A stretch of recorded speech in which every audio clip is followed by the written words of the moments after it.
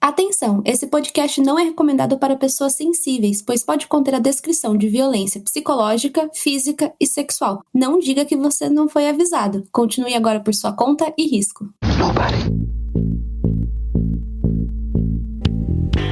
I'm nobody. I'm a tramp, a bum, a hobo. Two women very important in your life, and you killed them both. Eu saía como se fosse para caçar alguma coisa.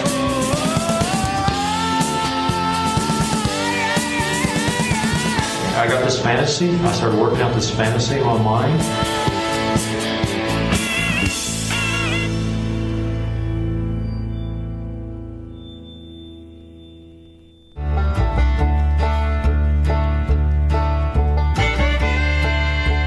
Boa tarde, boa noite, seja lá qual for o horário que vocês estiverem ouvindo esse podcast. Eu sou a apresentadora de vocês, a Marisa, e como vocês sabem, eu nunca tô sozinha por aqui, eu estou com meu amigo Thiago. Daí, galerinha, tudo bem? Como vocês estão? Estão gostando do Fevereiro Investigativo? Eu vi que tem bastante interação no Instagram e a gente adora isso, né, Marisa? Adoramos conversar com vocês, gente, adoramos mais ainda vocês marcando a gente, postando que vocês estão ouvindo os episódios novos, a gente fica muito feliz, de verdade. O podcast tá crescendo bastante, então assim, gente, a gente tá muito feliz. Muito obrigada por sempre interagir com a gente, porque quando a gente grava, assim, né, no podcast a gente não tem comentários pela própria plataforma, né, então a gente às vezes se sente meio que sozinho, né, porque a gente não pode abrir o Spotify e ver comentários, né, então quando vocês fazem o feedback pra gente lá pelo Instagram, a gente fica muito feliz. Na real, agora dá pra você colocar uma questão, mas eu ainda tô analisando essa coisa do Spotify, mas daqui a pouco, quem sabe, a gente manda umas perguntinhas pra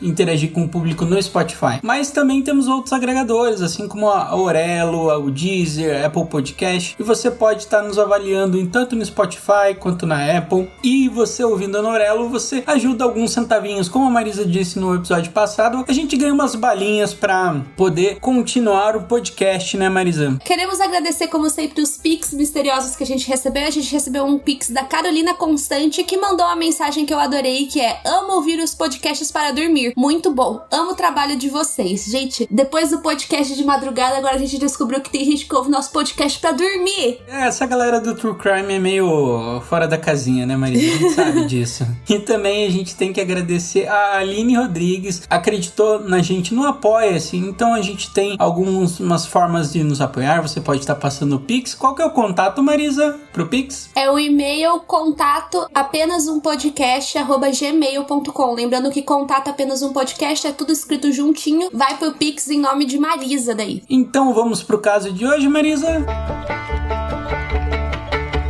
Uma curiosidade logo antes é que, pra vocês terem uma ideia, o FBI acreditava que mulheres não poderiam ser serial killers até a Aileen Wuornos aparecer. Depois que a Aileen Wuornos surgiu na história, eles começaram a perceber que, putz, acho que a gente tava perdendo um monte de coisa de não investigar as mulheres corretamente. Então, gente, a Aileen Wuornos foi responsável por fazer com que as mulheres fossem consideradas por serial killers. Muitos se debatem que ela é a primeira assassina em série da história moderna. Eu meio que não gosto dessa tipologia que a galera faz, porque ela não deve ter sido. Ela foi a primeira que ganhou grande destaque na mídia, que teve o seu caso resolvido, mas eu também não concordo com isso, Marisa. Você concorda? A primeira não tem exatamente como a gente saber, né? Porque a gente teve umas outras assim que não são casos tão antigos como a da Babá Sorridente, né? Que é a Nanny Dolls. Foi anos 50, então pra mim já é um pouco de era moderna. E ela tava lá, foi serial killer, né? Não tem como a gente saber necessariamente qual foi a primeira, mas pro FBI ela chamou muita atenção e foi aí que eles começaram a estudar.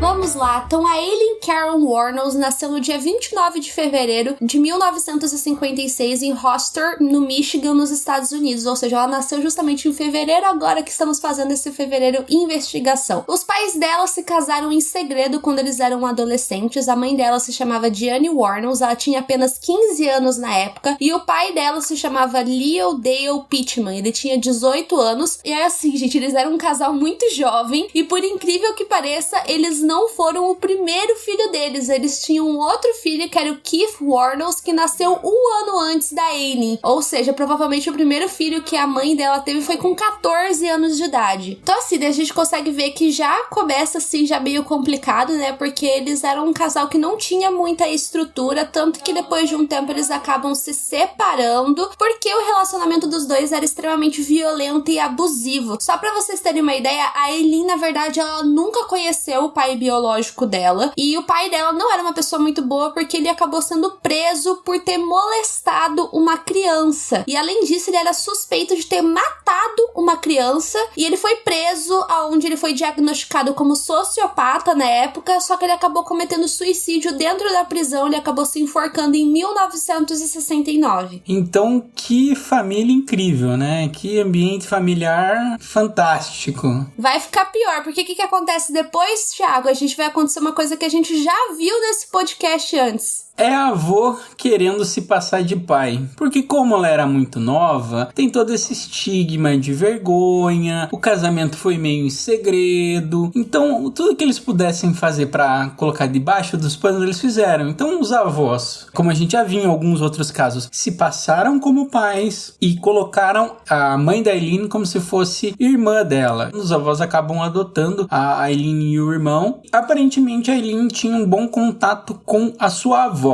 Elas se davam bem, mas com o seu avô o contato não era tão bom, né, Marisa? Sim, o avô dela era alcoólatra e ele abusava sexualmente da Aileen constantemente. Então ela sofria diversos abusos, não só do avô, mas também de outros homens que frequentavam a casa. E a avó dela, por mais que elas tivessem uma boa relação, ela não fazia absolutamente nada pra impedir esses abusos. Então, dizem que a avó dela também era bem alcoólatra. Eu não tô querendo passar pano pra ela, mas dizem que ela também era bem alcoólatra. E é isso, sabe? Ela passava pano. Ela meio que parecia que ela sabia, não sabem se ela sabia ou não, mas acreditam que ela saiba sobre isso, só que ela nunca fez nada. Outro grande boato que ronda a vida da Aileen é de que ela teria tido relações sexuais com o seu próprio irmão. Mas isso é uma coisa que nunca foi confirmada. Acho que em algumas entrevistas ela acabou dizendo que isso aconteceu, mas realmente assim, não é uma coisa assim que a gente pode dizer que realmente aconteceu, sabe? Em alguns podcasts vocês vão até ver a galera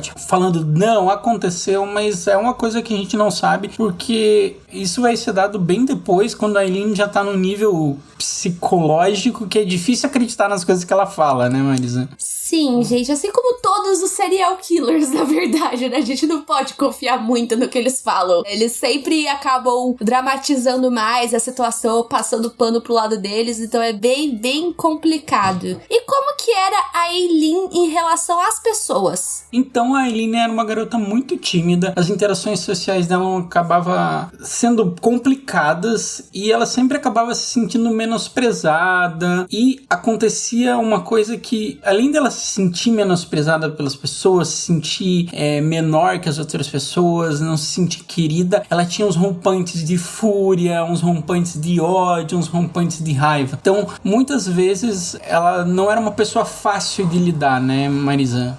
Sim, tanto que alguns especialistas dizem que ela sofria do transtorno de personalidade borderline e que ela tinha muitos episódios de emoção muito forte, então ela vivenciava as emoções com muita intensidade. Então se ela tava com raiva, era uma raiva de uma forma muito intensa, se ela tava com ódio, era um ódio muito intenso, então ela era uma pessoa muito intensa de se conviver. Isso foi criando dificuldades para ela, digamos assim. Então, aos 11 anos, ela já tinha alguns problemas, porque ela não conseguia se encaixar, mas ela queria se encaixar. Ela tinha muito... A gente vai ver que a Aileen tem muito essa questão de querer ser amada, querer ser querida, que alguém tenha um carinho por ela. Ela sempre se sentia muito menosprezada e ela acabava indo naquelas típicas festas americanas, sabe, gente? Que tem fogueira, tem do lado do rio, as pessoas cantam e etc. E o que acaba acontecendo nessas festas, Marisa? O que rola pra ela conseguir aceitação? Ela meio que via o sexo como uma forma de aprovação. reputação. Então ela acabava trocando favores sexuais pra esses colegas, tanto na escola quanto nessas festas. E esses favores sexuais que ela prestava era tanto conseguir ganhar cigarro quanto comida em algumas vezes. E por conta disso, ela meio que ficou conhecida como prostituta e ela começou a ganhar uma reputação muito ruim. Ela começou a ser chamada de coisas cada vez piores. E era basicamente isso. Ela tentava arrumar aprovação através do sexo. E acontece que quando ela tinha 14 anos, ela acaba engravidando. E até hoje isso é uma incógnita nessa história. A gente não sabe quem era o pai dessa criança. Tem gente que acredita que era o irmão, tem gente que acredita que era o avô, tem gente que acredita que era um amigo do avô que também abusava sexualmente dela, tem gente que acha que pode ter sido um desses meninos da escola, a gente não faz ideia, a gente pode ter sido um monte de gente, a gente realmente não sabe, mas o que acontece é uma hipocrisia muito grande nesse caso, porque eles aceitaram o abuso que ela sofria do avô, e quando eles descobrem que ela tinha ficado grávida, eles simplesmente expulsam ela de casa. Isso é uma violência, né, gente? Porque ela já era violentada e ela ainda acabou saindo de casa, ela acabou tendo que ir para uma casa de mães solteiras para ela poder ter o filho dela. Relatos que o filho dela nasceu super saudável, mas foi o bebê nascer e ele já foi passado para adoção. E ela nunca mais teve contato com essa criança e ela acaba começando a viver nas ruas, assim. Ela dormia em alguns parques, em carros abandonados, ela tomava banho em posto de gasolina, então ela tinha uma vida bem precária, né, Marisa? Sim, bem complicada, assim, sendo bem sincera, eu acho que a vida dela, assim, em si, foi uma das mais sofridas que a gente já viu aqui no podcast, assim, das coisas que ela passou. Eu acho que foi muito difícil, não que justifique participando pras coisas que ela vai fazer depois, mas realmente ela teve uma vida muito difícil. Nessa época também ela começou a usar drogas e a se prostituir pra ganhar dinheiro, até porque acho que também era a única forma que ela conseguia encontrar de ganhar dinheiro. E aí a gente vai começar numa grande questão da Aileen, que é, ela sempre viu o sexo como uma troca, né, Marisa?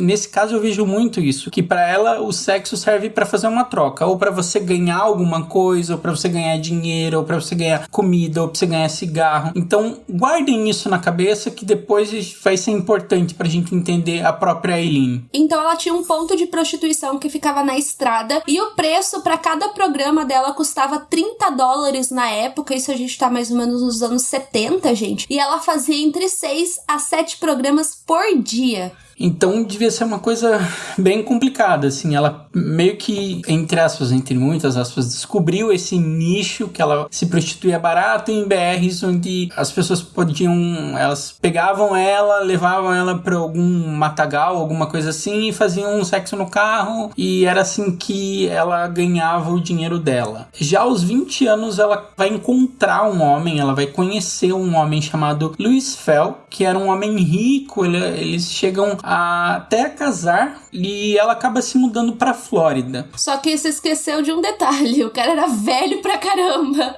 Ele tinha 70 anos quase, ele tinha 69 anos. Foi uma questão muito estranha, assim. Pra mim isso não faz sentido nesse caso, assim. É o ponto fora da curva, o outlier, sabe? Então, esse relacionamento tem um sucesso, Marisa. Como é que ele desenrola? Gente, eu confesso que eu acho essa parte meio cômica até, porque, gente, eles saíram até na coluna dos jornais da época, né, com a foto do casal, né, era socialite, mas o casamento deles durou 9 semanas, tipo 2 meses arredondando, basicamente. 2 meses e um pouquinho, assim, uma semana. Passou um pouquinho, basicamente porque o Lewis depois pediu uma ordem de restrição após o divórcio contra a Aileen, porque ela bateu nele com a própria bengala do cara. E diz também que ele ficou apavorado quando ela teve um rompante de raiva e acabou jogando, acho que uma bola de bilhar na cabeça de um barman, assim. Então ele ficou muito assustado com ela e acabou terminando esse relacionamento muito cedo. Eu achei isso meio cômico, sei lá. É um fato aleatório, assim, do caso. É aquele fato meio Bob Esponja, sabe? Meio aleatório demais. Vamos dar prosseguimento. Ela começou a ter diversos problemas com roubo, né? Ela tinha vários furtos ocasionais, ela usava armas, ela usava identidade falsa. Mas nisso tudo, Marisa, o que mais me chamou a atenção, você acredita que ela nunca foi presa por prostituição? E prostituição é crime. Sim, isso é uma coisa que eu não sabia. sabia. Eu tava pesquisando e aí eu fiquei, putz, será que ela foi presa por isso? Porque eu imaginei que ela fosse pega por algum policial, por alguma coisa assim, mas não, ela nunca foi presa por prostituição, sendo que ela era uma prostituta. Eu não vou entrar aqui no mérito de prostituição como trabalho, eu não quero entrar nesse mérito, mas que é, no mínimo, hipócrita né, Marisa? Em 1981 ela já tava completamente fora de si e em um dos seus roubos ela tava usando biquíni e ela tava segurando uma arma na outra mão, só que ela foi encontrada a poucas quadras pela polícia, onde eles encontraram ela descalça de biquíni com a arma na mão e o dinheiro na outra, e por conta disso ela foi presa por 3 anos. Esses 3 anos meio que vão ser indo e voltando da prisão, porque são vários outros roubos, mas no total ela vai ficar sendo presa por 3 anos, né, Marisa? Muitos relatos começam a dizer que a Aileen começou a descobrir a sexualidade dela na prisão. Então, a prisão transformou ela em lésbica? Não, gente. A prisão não transforma ninguém em lésbica. A gente tem que pensar que a Aileen, ela nunca pensou sobre essa sua sexualidade, ela nunca tentou entender sobre isso. Como eu tinha dito antes, para ela sexo era apenas uma coisa de troca, era uma troca de coisas, né, Marisa? Então, por mais que ela trabalhasse com sexo, ela nunca tinha experimentado a sexualidade dela, porque ela tinha sido violentada, ela sempre sofreu muitas violências com isso tudo e ela não conseguiu sentir a sexualidade dela. E ela notou que a sexualidade dela, ela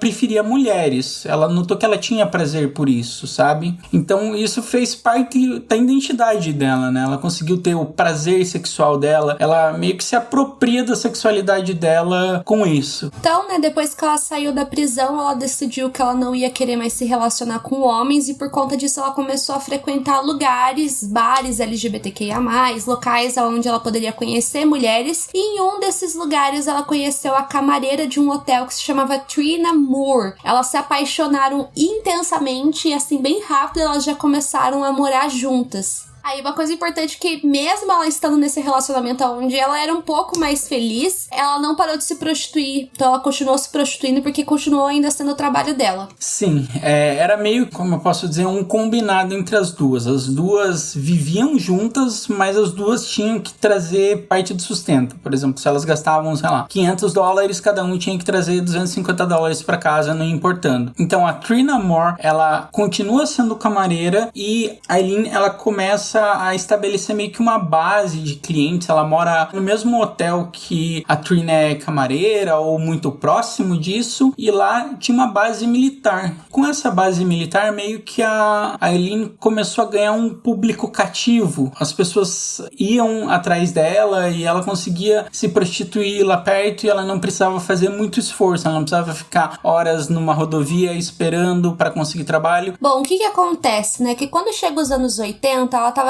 enfrentando um problema de que ela consumia muito álcool, então com menos de 40 anos a aparência dela acabou envelhecendo muito rápido. E né, gente, querendo ou não, os caras buscam a aparência e isso acabou meio que prejudicando o trabalho dela. E além disso, teve uma questão que foi a questão da Guerra do Golfo e por conta disso ela acabou entrando numa crise do trabalho dela e ela acabou perdendo muitos clientes. Então a Trina, ela não aceitava que a Aileen chegasse sem a parte dela, né? Ela tinha que chegar com a parte delas que elas tinham combinados. Como a gente disse, a Aileen sofria muito porque ela tinha essa questão do transtorno borderline. E pelo que eu acabei vendo no guia, o transtorno borderline, ele tem uma grande questão que as pessoas se sentem muito, eu não sei se não é incapaz, não é essa a palavra, que as pessoas elas se sentem muito solitárias, que elas querem muita atenção. Então a Aileen faria o que fosse preciso para conseguir manter a vida dela com a Trina. E foi mais ou menos nessa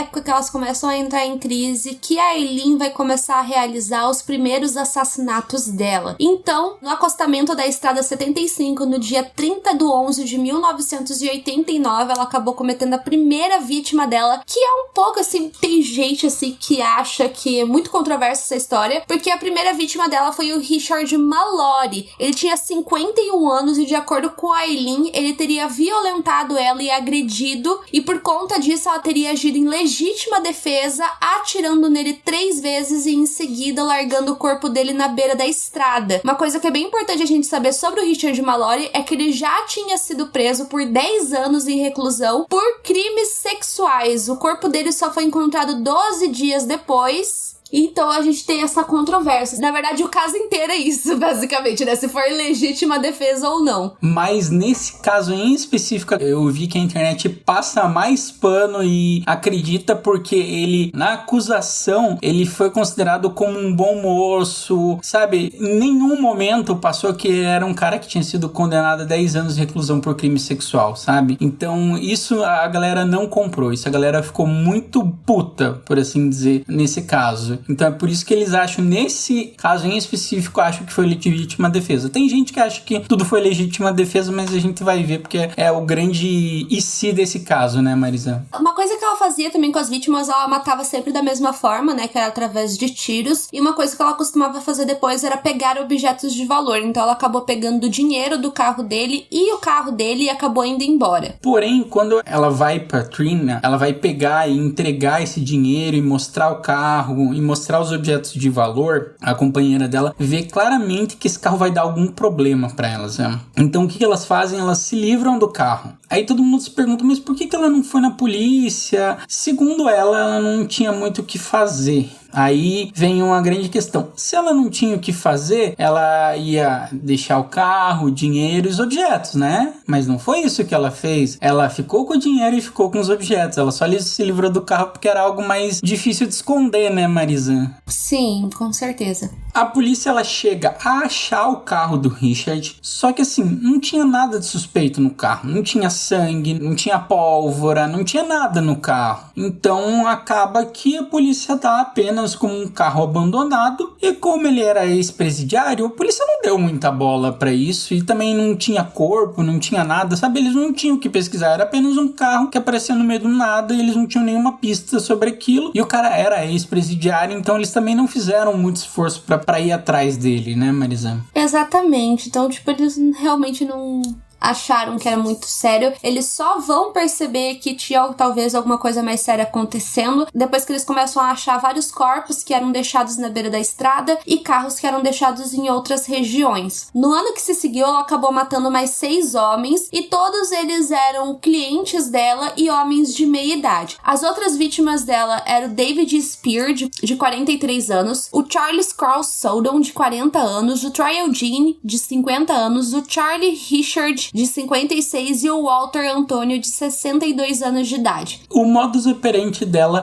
funcionava mais ou menos assim. Os clientes dela iam atrás dela, na maioria das vezes fazia os programas e matava eles com uma pistola calibre 22, e os corpos eram deixados na beira da estrada e o carro era deixado em um outro lugar. Então sempre tem esse padrão, e esse é o modus operandi dela, é matar com a arma calibre 22 e deixar o corpo distante do carro. Muitos acreditam que ela só matou os clientes que fizeram algum mal contra ela ou que ameaçaram a morte dela ou ameaçaram ela de morte. Outra possibilidade seria dela ser uma vigilante que tirava a vida dos clientes que achava sujos ou perversos, que é parecido com homens que matavam prostitutas, né? A gente tem milhares de casos aí de serial killers que matavam prostitutas, e o universo dos casos criminais é tão imenso e diverso que agora a gente tem uma prostituta que matava os clientes.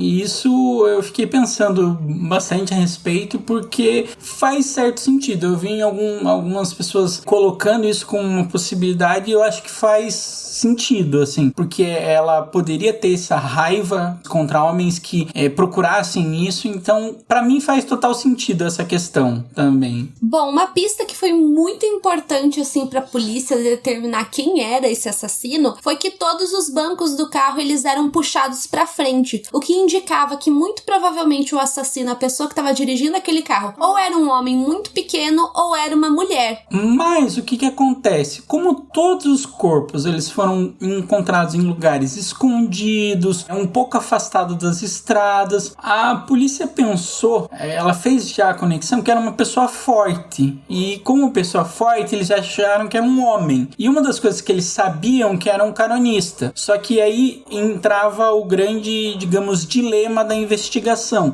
porque ao mesmo tempo que era uma pessoa forte, era um caronista. Se a pessoa é uma carona, teoricamente naquela época eles já não tinham tanto essa questão de dar carona, já tinham acontecido alguns casos criminais, então as pessoas já estavam mais ligadas. Então as pessoas, digamos, entravam no carro ou deixavam pessoas entrar no carro quando confiavam nelas. Então ficava meio que essa ambiguidade, que é uma pessoa de confiança, mas é uma pessoa forte. Daí eles não sabiam distinguir, eles ficavam pensando se podia ser uma mulher, se podia ser um homem, mas eles suspeitavam mais que fosse um homem, né, Marisa? Isso, né? Até porque, como eu disse, gente, o FBI, eles não admitiam nessa época que mulheres poderiam ser serial killers, então era uma coisa que nem se passava na imaginação deles que uma coisa dessa podia acontecer. Realmente, gente, as mulheres são minoria nos casos de serial killers, isso é comprovado por estudos que eles fizeram analisando vários casos, mas comeram bola pensando que não podia ser, né? Isso é um fato. Exatamente. Sempre tem a exceção à regra e a gente vai... Porque crimes femininos são mais associados com veneno, com outros tipos de modus operandi, né, Marisa? Não tanto com força, tiro e etc. Exatamente. Tanto que por conta disso que a polícia começou a considerar que mulheres poderiam ser serial killers, porque teve que aparecer uma mulher que matava parecido com os homens, porque antes, né, como o caso que a gente contou aqui da Marianne Cotton, a maioria das mulheres usava envenenamento, que era um método, entre aspas, menos cruel, assim, que eles achavam, né? Que era uma coisa mais com cara de mulher, mais frágil, mais delicado, que realmente pensavam dessa forma. Aí, quando apareceu uma mulher que matava de uma forma mais violenta, foi uma coisa que eu acho que deu pane no sistema na cabeça dos policiais, porque eles pensaram, gente, isso não é possível. Exatamente. E a gente vai ver que os policiais relutaram ao máximo na investigação para conseguir achar, e eles só foram descobrir muito tempo depois. Então a gente vai começar com uma das pistas que era muito importante. Além da questão do banco ser pequeno e os corpos estarem distantes, tanto a Aileen quanto a Tyria, elas sofreram um acidente de carro em julho de 1990. E esse carro era de uma das vítimas. Uma pessoa viu que era do Peter Sims.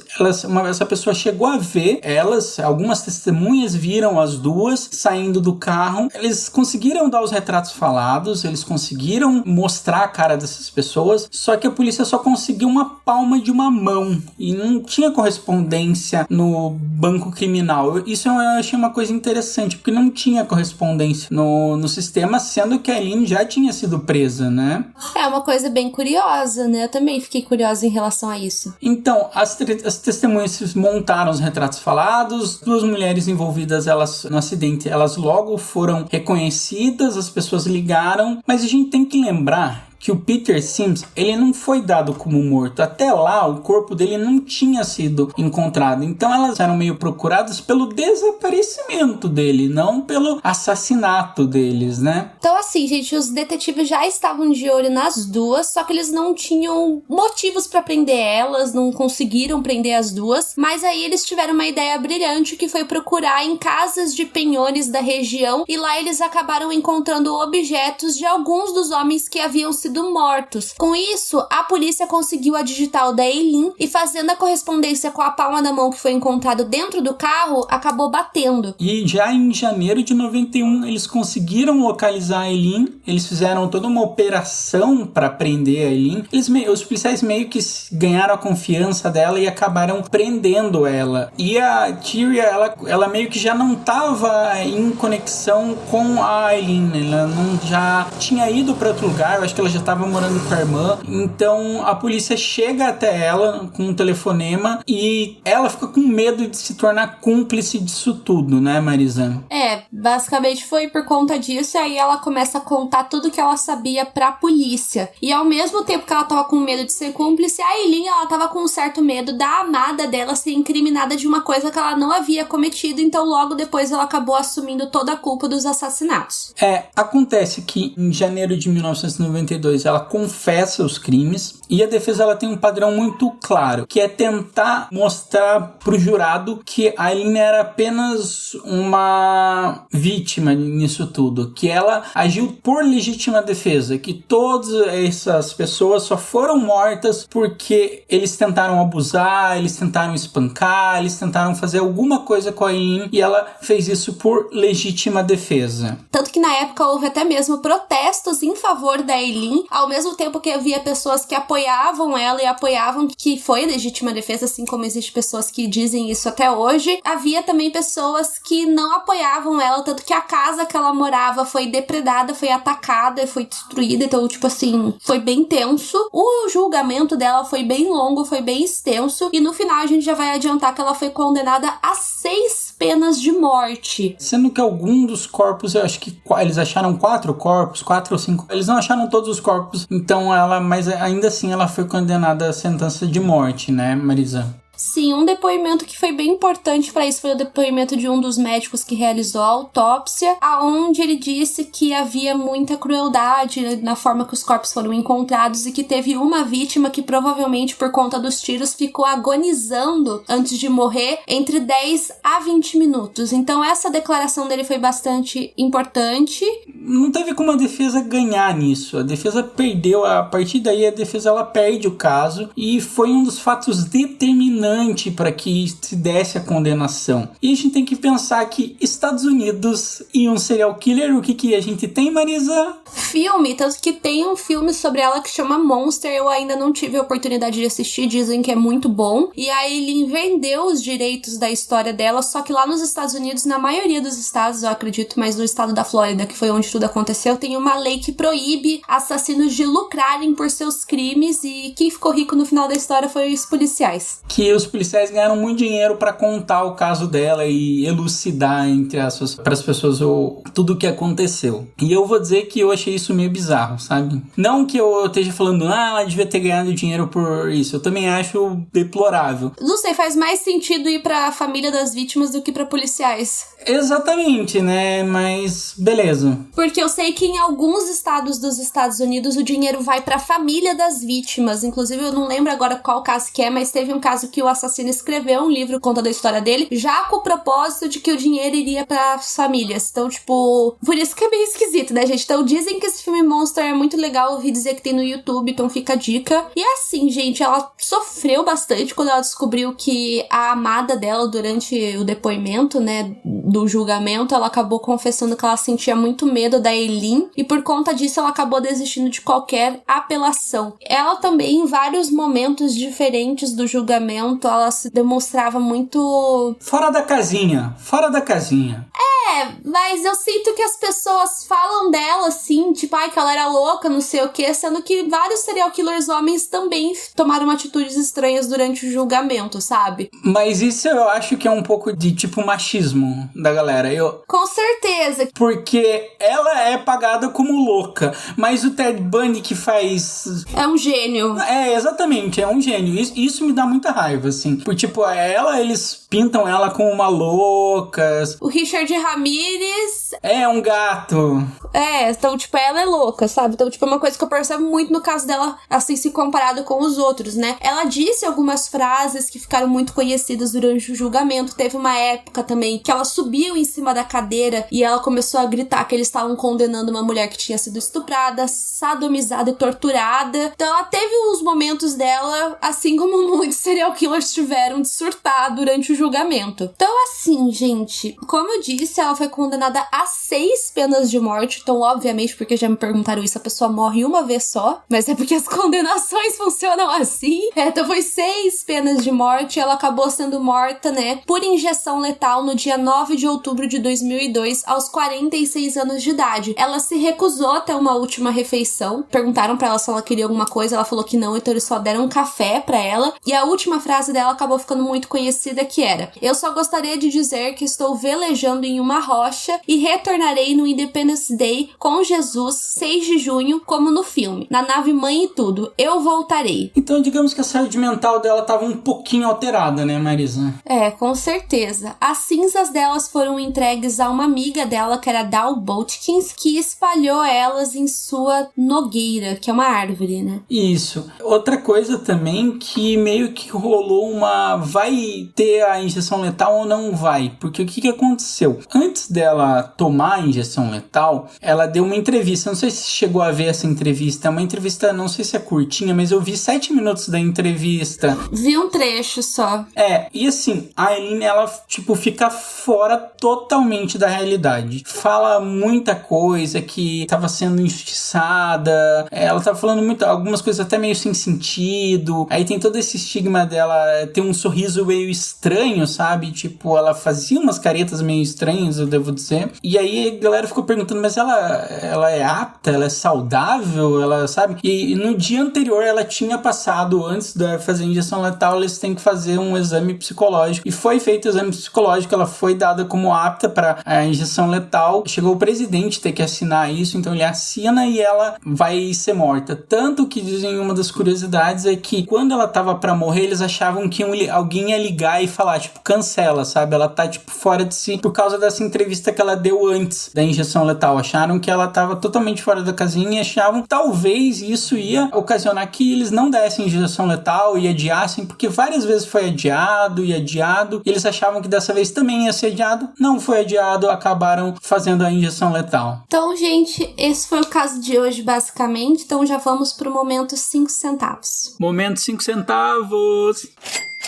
5 centavos. Quer começar, Marisa? Então, gente, eu acho esse caso muito controverso, assim, sobre o que eu penso. Já me perguntaram se eu passo pano ou não pra esse caso e, tipo, a resposta eu não faço a mínima ideia. Em vários momentos desse caso a gente vê um pouco, sim, de machismo que aconteceu em relação à forma que as pessoas veem esse caso se comparado com outros casos que envolvem homens e por aí vai. E, não sei, é um caso, assim, que eu acho muito interessante, particularmente dentre os casos de serial killers mulheres. Queria muito que tivesse um livro sobre ela aqui no Brasil. Eu achei um caso triste. Como um todo, muito triste, sabe? Porque ela sofreu várias violências e eu acho que isso meio que não conseguiram apagar. Por mais que ela tivesse todo esse rompante que parecesse de loucura e que muitas vezes, gente, isso é passado pela mídia como a mulher louca, sabe? Tipo, a mulher é louca, ela não sabe o que ela tá falando. Até muitas vezes eu estudando sobre esse caso, eu fiquei pensando, nossa, mas que fora da casinha, mas, cara, você fica pensando que é muito como a mídia tratou ela, né? Tem eu acho que a imagem clássica dela segurando a algema no pescoço também ficou muito conhecida. Eu acho esse caso totalmente triste, sabe? A gente até não chegou a falar, mas um dos pontos importantes da vida dela também foi que o irmão dela morreu câncer, né, Marisa? E ela perde um pouco da base. Alguns dizem que ela tinha esse relacionamento incestuoso com o irmão, não se sabem, mas que ele era uma referência, que a avó era uma referência e ela acaba perdendo isso. E eu fico com dó, eu acho,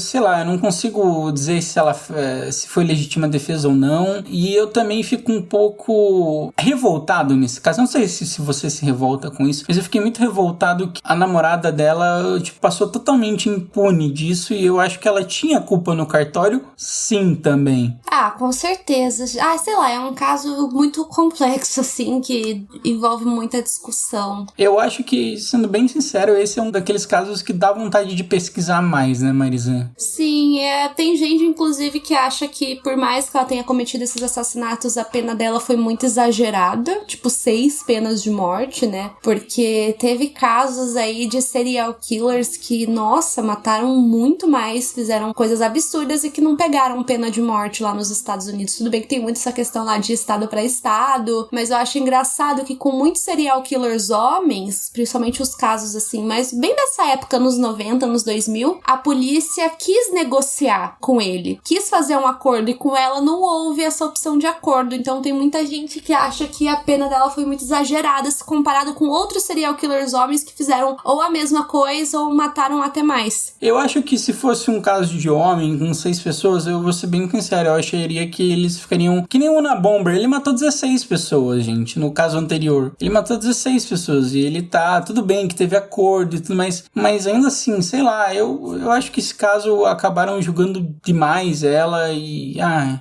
esse caso é muito difícil, sabe? Sendo bem sincero, gente, esse é um dos casos que foi difícil de estudar e me causou muita revolta, porque dá pra ver que só por ela ser mulher, o caso mudou totalmente de tom, né? Sim, acho que é muito isso que aconteceu nesse caso. Mas bom, gente, é isso por hoje. Espero que vocês tenham gostado. E semana que vem a gente vai ter um episódio bem especial. Então espero que vocês estejam aqui com a gente e que vocês gostem. Tchau, galera. Espero que vocês gostem e até a próxima. Tchau, tchau.